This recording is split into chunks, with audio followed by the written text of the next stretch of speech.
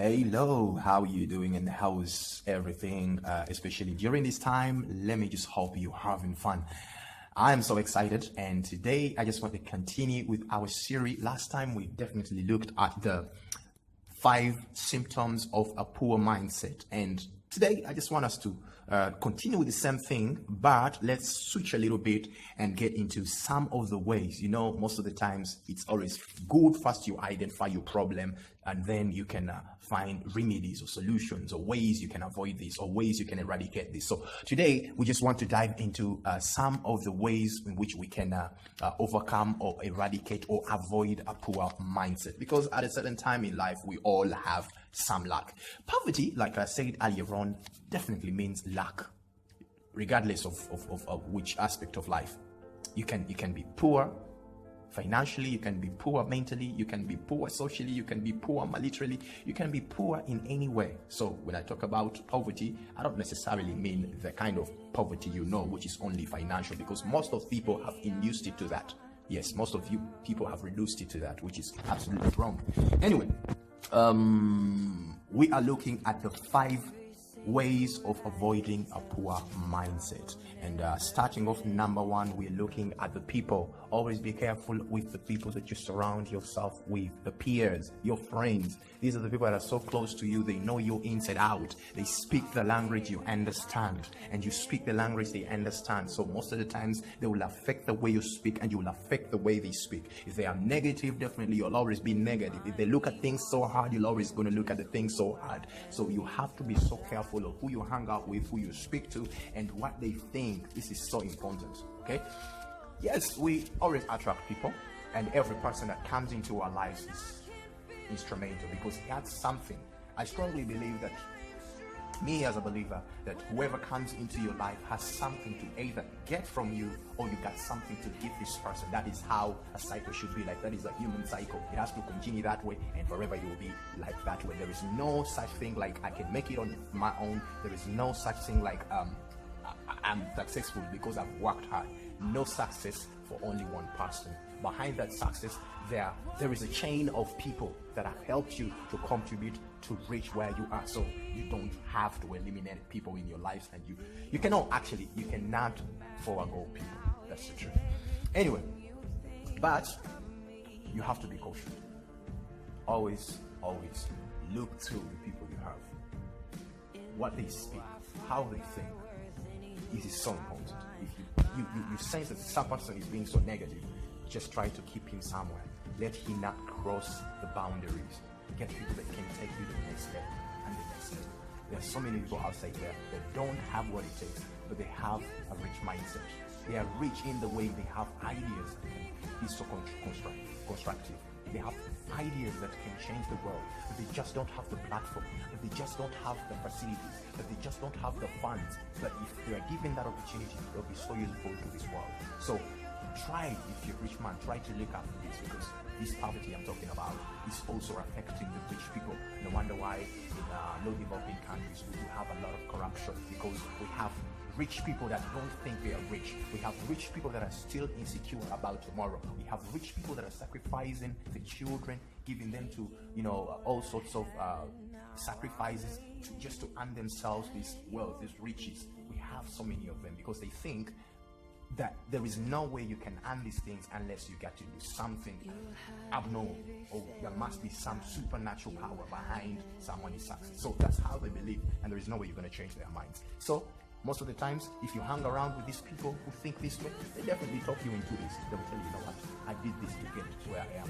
And literally, that's not how it is. Because you want to tell me that life is supposed to be, dependent. For someone to be successful, you got to sacrifice each other, involve yourself in unbecoming behaviors or dubious ways of misconduct or stuff. No, absolutely not. I don't swear. Anyway, our next point is study. Always try to study. Try to seek for knowledge. Seek for knowledge for as much as you can. Most of the people, we've been cocooned in small-minded people because we don't read and we don't bother to look out for information. Try to understand. We don't read and we don't bother to search for knowledge. So of course knowledge is so stubborn that you do not It doesn't look for you. You have to look for it. And once you look for it, it will definitely always be a friend for you. And it will salvage you in times of trouble. So it's so important that you look at it in that way and you emphasize this. Another thing is that we're looking at the third point is to be ambitious. Try as much as possible to be so ambitious in life. You know, if you don't have a drive, you don't have a motivation, you don't have a determination, it's really going to be so hard for you to make it in life.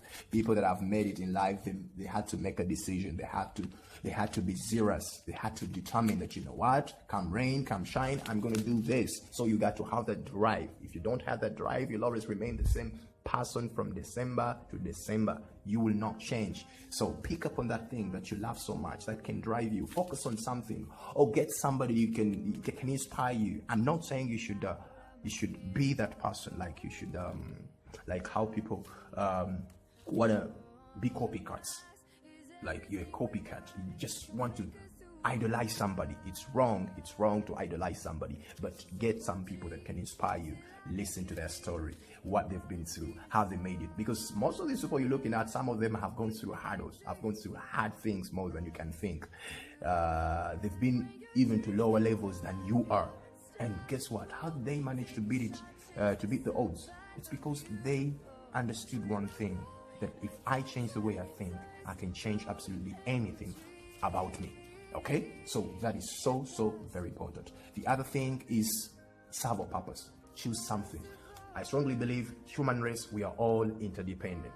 We depend on each other. That is the cycle. You have something that someone needs from you, even at your lowest point of life. You have that special, unique thing that makes you stand out, and somebody is going to come from all around. If you can perfect that thing and you determine that you're going to focus on that and use it as a tool to serve others, and you don't focus on your own, on yourself alone, because what kills a purpose is selfishness. Because there is nowhere in this world where purpose is going to serve you. Purpose is aimed first at serving the people around you. Yeah, of course, I think we'll get some time and we talk about purpose. For those of you guys that do not understand what a purpose is, we'll get some time and talk about purpose. But purpose does not in any way aim at serving you. It is serving the people around you, serving the society, serving the world.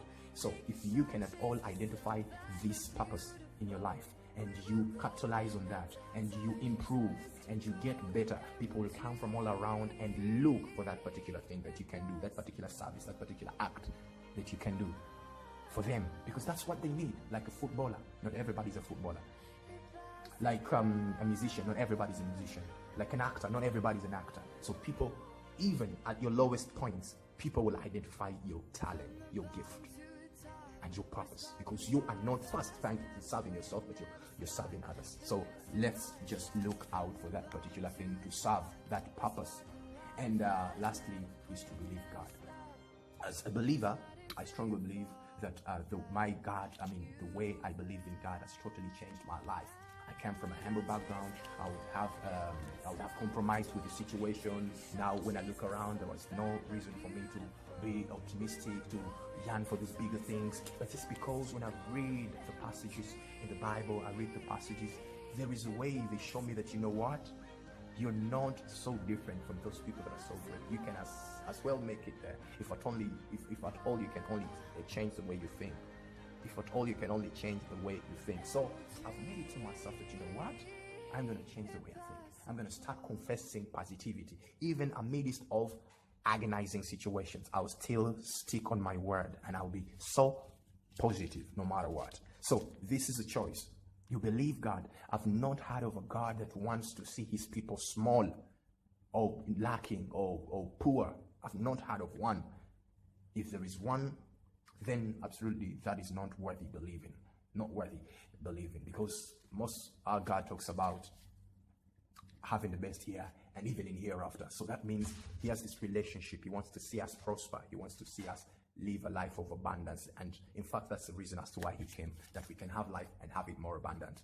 Okay, so these are some of the few or the many solutions in how we can carve down poverty of a mindset. So you can always come up with so many other ideas, and this can help you be a better man in life. Anyway, I think next time we're going to be trying to look at a purpose, because purpose is so being misinterpreted. It has been misinterpreted by so many people, and I think we need to try to visit it and dig a little bit about it so people can understand, because so many people are having this question: what is my purpose in life? What is my purpose in life?